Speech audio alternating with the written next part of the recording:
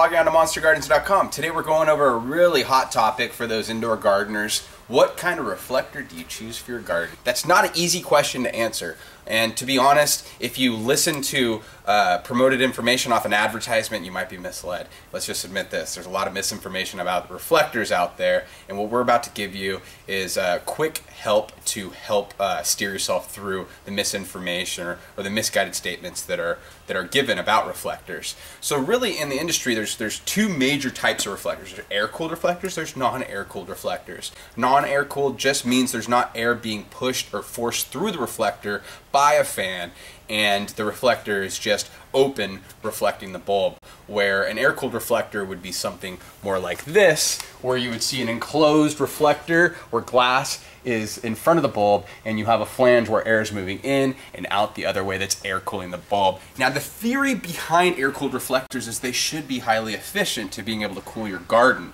Well, that might work for a closet garden, grow tent that's a short height, a small garden, but the truth is once you get out of the realms of what we consider micro gardens, so that would be gardens under 4 lights. So once you are above the size of a micro garden, so let's imagine more than 4 lights, now we move to the point of trying to do things for light efficiency and efficiency for your plants, for plant development. So air-cooled lights, let's just say that we will sell them all day long to you gardeners. We have no problem selling 16, 20, or 40 air-cooled lights to a gardener. But the truth is, if you're building a garden of that size, you need to start looking at production gardens on the professional commercial side and what they're doing. Would you ever go into a greenhouse? Would you ever go into a hydroponic production garden and see air-cooled lighting? The truth is you wouldn't very often. Now, that being said, I have seen some plasma gardens with a huge array of plasma lights that were air-cooled, but those air-cooled fixtures were completely unique, where they're air-cooling the actual ballast chamber and not the bulb itself. So know this, that in most situations, air-cooled lighting is really set up for micro gardens. It was really designed for micro gardens, and it's really not a big benefit for those guys with a large area, because the truth is, what do you do if you don't air-cool the light? You just properly air-cool the environment, which is what they do all day long in greenhouses and in large production warehouse gardens. You get an air conditioner that can handle that type of lighting, or you get enough air movement throughout the garden if you're not using air conditioners to be able to handle that type of lighting. Now, why do we not believe in air-cooled lighting? That's a great question. Whenever you put glass in front of a bulb, you're going to decrease the light output 5, 6, 7% right out of the gate. Now, knowing how expensive electricity is, why would you want to decrease it right out of the gate? Why would you want to decrease one of the most expensive aspects of indoor gardening, other than nutrients, which is electrical cost? Why would you want to decrease your efficiency of electricity right out of the gate? The truth is glass in front of a bulb, again, is not the best situation for most people. You can traditionally properly air cool your garden without putting glass in front of your bulb by just getting a larger exhaust or intake fan or getting a larger air conditioning system to be able to handle that. But let's imagine this. What is the second attribute to air-cooled lighting that might not be favorable? The fact that the glass will actually filter out a little bit of UVA and UVB. The UVB is a key wavelength for essential oil production in plants. So that being said, whenever you put glass in front of a bulb, you are limiting some of that essential oil production to your garden. So if your goal in gardening is also to grow the best quality product, putting glass in front of your bulb is somewhat limiting your ability to achieve this. So just understand that as well.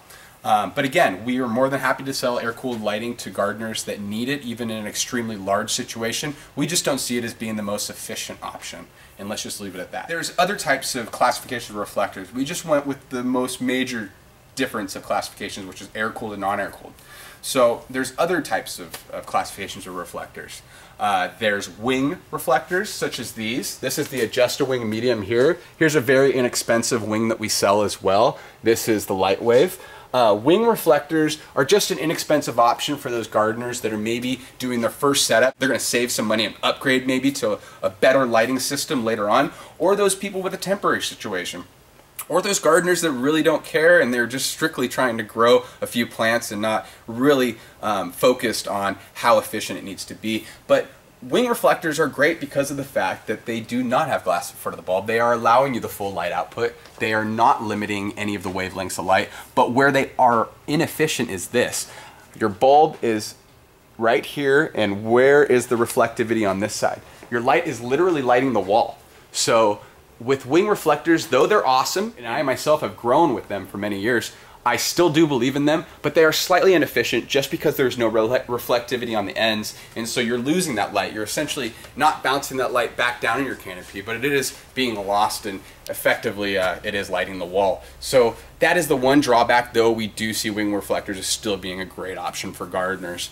Now let's talk about another type of reflector, which would be a non-air cooled larger reflector, kind of like this agro reflector. This is a double-ended version. Obviously this reflector also has a regular mogul socket 1000 watt HPS version as well, but this is the double-ended version that goes with the double-ended lamps. But I just want to show you this as an example. This is a great reflector, and I'll tell you why. One, you're not spending any money on the steel. There is no steel. It is an aluminum you put together, extremely lightweight. It can hang and grow tents. It's one of the largest reflectors. You can hang multiples of them and grow tents without being worried about weight. The second part of it is that it has a high reflectivity of aluminum, and it's pebbled, so it's going to diffuse that as well. The third part is there's no glass in front of it. It's great. You're allowing all of the light to get down in your plants, all of the UVA, UVB to get down in your plants. And then the last component, unlike the wing, it's completely enclosed, forcing all that light to bounce down into your canopy. So I see this as being one of the most efficient reflectors for growers to be able to purchase and get the max production of the garden if they're looking for a larger reflector. And that lies another question. There's typically 3 types of reflectors on the market. Before we go there, let's go there. Now there's another type of reflector that gardeners always talk about, and that's parabolics. Parabolics are great. Parabolics are beautiful. Again, just like the agro reflector, they're going to force all that light down. They're going to give you a big wide spread. So that agro reflector and the parabolic reflector here, you got to ask yourselves, what type of garden is that going to do best in? Why would I use a parabolic or a large reflector? The truth is, if you have a major amount of space and you're trying to light up that major amount of space with as little lighting as possible, because you're probably maxing out your electrical cost capability or your electrical capability period, but you have a large space and you only have a certain amount of lights to do it with, you're gonna use larger reflectors. Most gardeners are not in that situation. Most gardeners are in the opposite situation, where they have a minimal size space and they're trying to light it up as much as possible, which is a different concept, which is what most gardeners, most people only have a garage or a bedroom or a grow tent to grow in. So let's just imagine that in those situations, maybe the parabolic or the larger reflectors like a Magnum or a Raptor or a Double XL or an Ocho or a Triple Extreme or whatever you're looking at might not be the best option for you if you're in these smaller size gardens, because the truth is what you want is more of a focused beam, where the reflector's smaller. Now, a reflector getting smaller is not going to give you less yield. Again, if you're not in a majorly overspaced area where you're trying to do it with little amounts of lighting. So there's 2 theories here. There's 2 theories. Imagine I have this majorly large room, like this giant area that we have here, and I only have 1,000 watt, and I only have 8,000 watt lights to light this amazing area. Am I going to do it with day stars, small, little tiny reflectors? Not necessarily, because again, I have a majorly large space and I'm trying to light up as much of it as possible with as little lighting as possible. I'm going to do it with a parabolic. I'm going to do it with a Raptor if I'm specific to air-cooled lighting. So, is it going to get me more yield? Are these larger reflectors going to get me more yield?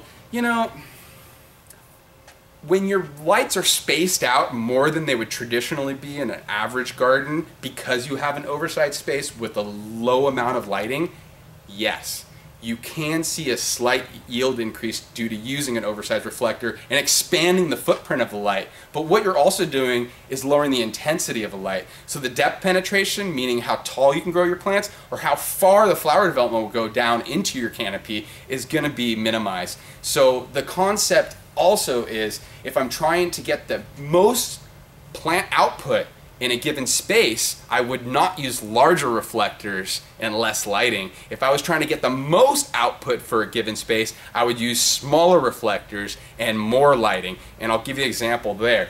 Smaller reflectors and more lighting, what does that equate to? That equates to what we consider a small reflector. Now there's 3 reflector size classifications that we use here at Monster Gardens. There's small, medium, large. Small would be a Gavita Triple Star. A Gavita Pro fixture. Look how small this reflector is. If you know people using these lights right now, they're probably professionals because they recognize the difference in Gavita, or they're probably those folks that go a little bit further for sources of information, so they found the Gavita. And if you talk to these growers, you look at the size of reflector, you would imagine they're probably not getting the same yields or about the same as everybody else. But the truth is, with the focus beams that these reflectors have, this is the 600, but of course the 1000 included, they are actually getting better yields, better depth penetration into their canopies. But again, this isn't a guy that has a limited amount of lighting in a huge space. This is a guy that has a regular or smaller size space, and he's trying to get max production for that space. And so these are going to be our small reflectors. This again is also our small reflector, the triple star here. Now let's look at another small reflector by another manufacturer. This is actually a favorite. This has been a hot product for a while, and this actually has a non-air-cooled version. We just have the air-cooled one out here. We have a non-air-cooled without the glass, so you get all the benefits of the non-air-cooled, but you're able to do it with a smaller size reflector. So this again is also a focus beam, and yes, you can run a 1000-watt light in these fixtures. So that's going to be a focus beam reflector as well, especially on the efficiency side, a non-air-cooled version of that. Now, the second classification for size reflectors that we recognize here at Monster Gardens are medium-sized reflectors. Medium-sized reflectors are what most people grow with. That's going to be a luminaire, that's going to be a lumi, that's going to be a radiant for a higher quality option, that's going to be a blockbuster for slight, even higher quality production. And you know, these reflectors, the medium-sized reflectors, are really what I would say 90% of gardeners, if they were looking for an air-cooled or non-air-cooled option, would be looking at, as the medium reflectors have the balance in between giving you a little bit larger of a spread, but still keeping the concept of a focused beam. Again, focused beam intensity. Intensity equals max flower development. A focused beam has those intrinsic values of having as much intensity as possible. So though it sounds odd that a smaller footprint reflector could give you more depth penetration, when you think about it as in regards to light science, the concept obviously holds true. With more of a focus beam, you're always going to have a more intensity of light, but you don't have a greater spread of light. So again, focus beams, smaller reflectors for more yield out of a given space when you've maxed out that space with your given lighting. So here's a Raptor. You know, the US market is so funny. These giant reflectors have really been specific to the United States market. And it's the same concept of SUVs in the 90s. If you remember the Expeditions and Excursions and the Expeditions Tahoes, and the Tahoes Escalade, and the Escalades, yeah. If bigger is better in your world, then you might as well buy these reflectors. The truth is, those vehicles aren't efficient if you're just doing your day-to-day errands. They're only efficient if you're SUV driving. The truth is, these reflectors are not that efficient in most gardens. They're only efficient if you have an oversized space and trying to light it with as little lighting as possible. Not saying these are going to get you better yield. They're only going to get you better yield when you're limited to your lighting capability to begin with and a larger size space. So again, not a hugely efficient tool, though it's a hot selling item in the US market. But just in the last year, we've seen people shift as Gavitas become emerging into the US market, where a lot of people are looking at these smaller focus beam reflectors, and the folks that have taken the leap to try them out, especially the production gardeners, I don't even want to believe the statements they're coming into the store with, because they're all stating that they're getting great flower development, they're getting increased yields. And at Monster Gardens, we always like to take a grain of salt when somebody comes in and says they're getting increased yields. There's so many factors that aren't in control in gardens, so we really don't like to state that one particular product is going to increase your yield significantly or one method's going to do something significantly. And it can, but let's just say that we like to stay somewhat unbiased, but we're giving you information based upon our experience and our customers' experience that we can trust. So here's another type of reflector. It's a cool tube. The cool tubes are obviously, it's an air-cooled reflector. It's done so in a batwing style traditionally, even though now they have newer ones that have a much better reflector on them. And this again is just another air-cooled option with a wing reflector. As it's any better than, say, one of these reflectors, like a luminaire or a radiant. I'll admit to you this, if you are setting up a mother room and your goal is to have limited amount of lighting but maximum spread, the two options are going to be this for you. They're going to be the best options. One, a parabolic. An amazing amount of spread with one light. The intensity is not extremely important because, again, it's a mother. It's not fruiting, it's not flowering, it's literally just pumping out vegetative matter to cut. So that's going to be one option. But if you're a guy that has your mother room in a very small area, maybe it's a grow tent, maybe it's a closet, maybe it's just a really small room or a partition of a room, you might want to use these cool tubes, because cool tubes do have a great throw, a great spread, is still doing it air cool. 4-foot cool tubes with 2 bulbs on each, we definitely see those as great reflectors, or great options for those people doing mother garden. Do these reflectors have different footprints? The truth is, the reflectors do not have much a difference of a footprint. Yes, there are slightly more. Again, you're gonna raise a focus beam reflector up higher than a larger reflector. So in essence, once you raise this up to compensate for the intensity of the light versus an air-cooled reflector, they should have a similar footprint. So the truth is, a reflector of this size is gonna have a footprint of about this size with its optimal light performance. But yes, this has obviously a larger footprint, but is it giving you much more growth? Not necessarily, because though this is a larger reflector, it's diffusing the light over a greater space, where this reflector is going to have more of a focused beam, and so it's actually going to be able to light the same amount of space just slightly higher up than this reflector is. You ask yourself the question, is the intensity going to change because the reflector's raised? You might ask yourself the question, if I have a larger reflector and it has a lower intensity, can I bring it closer to my plants and achieve better light output? The answer is, the plant can only absorb so many photons naturally. It can only handle so much light before it becomes light stressed. And the best example to be able to figure out how much intensity a plant can handle is to look at the intensity of the sun at the equator on Earth at noon, because that's typically the most intensity. And here we're going to show you 2 graphs, one that's singling out a 600 watt HPS and one that's singling out a 1000 watt HPS. Here, this graph with the 600 watt HPS shows you that with an average distance of 16 inches away from the bulb, an HPS bulb, non-air cooled, you're getting slightly above the most intense light output that you would get from the sun at noon with a 600 watt bulb. So this basically shows you that gardeners really do not need to be lowering the reflectors below a 16-inch distance from the bulb with a 600 watt HPS. Now the 1000 watt HPS, let's take a look at this graph. As you can see here, with a 1000 watt HPS at 20 inches away from the plants, 20 inches away from the canopy, your intensity is over 100%. And that lies that statement of your distance between your canopy and your reflector should be 18 to 24 inches. These are just average estimates, but they're great rules of thumb for those gardeners that are thinking there's ways to cheat the light, because essentially there's only so many things we can do for light efficiency, and we're trying to state all those to you in this video. There is not a way to necessarily cheat light, and that's why all of these reflectors still exist. There is not a world of efficiency difference from most of these reflectors one to the next, but there is a specific reflector that will work better in certain environments than others, just as we stated. If you have a massively large area and you're trying to light it with as little lighting as possible, you're going to go with the wider, larger reflector, where most growers are in small areas or limited areas where they're trying to light it as much as possible, where there you would go with more of a focus beam reflector. Now, whether it's a 600 or a 1000 watt bulb, there is a little bit of information you need to know. These large, giant reflectors diffuse the light quite a bit. We definitely don't see large reflectors such as a Raptor, such as a Magnum, such as a Triple Extreme, or such as a Parabolic being an awesome pairing for 600 watt light.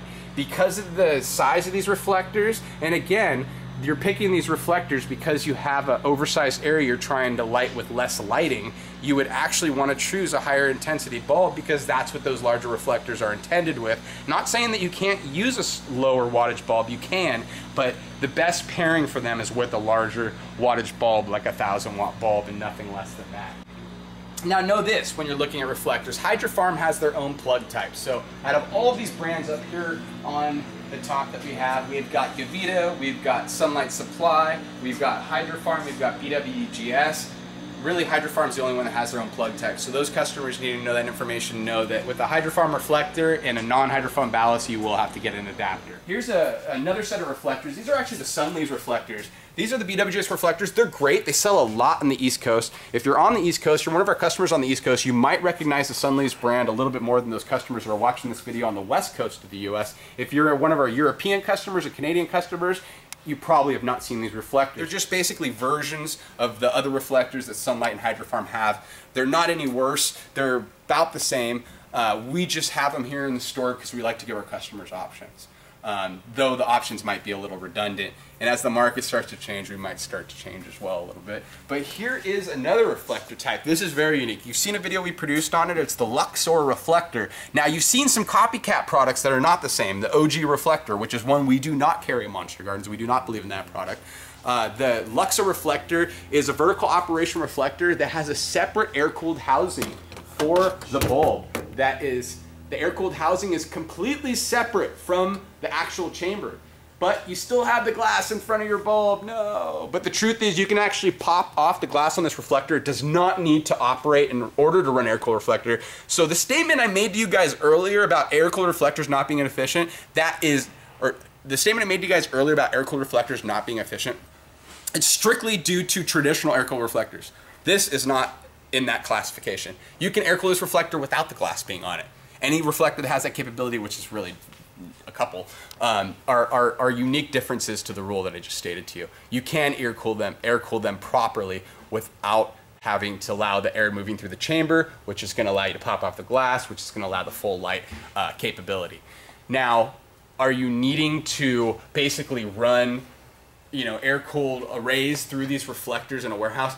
I start to ask myself this question. If I had 20 of these in a warehouse, 20 of these Luxors, or even 20 of the OGs, like one of the copycats, and I popped the glass off of these reflectors, and I was running fans just through the back end of the reflectors. I'm air cooling the aluminum off the back of the reflectors. Is it doing a lot of air cooling? The question is this. For those growers that have been growing for a while, I dare you to take this challenge. If you have a Luxor, even more favorable. I want you to run insulative ducting, not regular ducting, the best possible option, insulative ducting, 20 feet from one of these reflectors.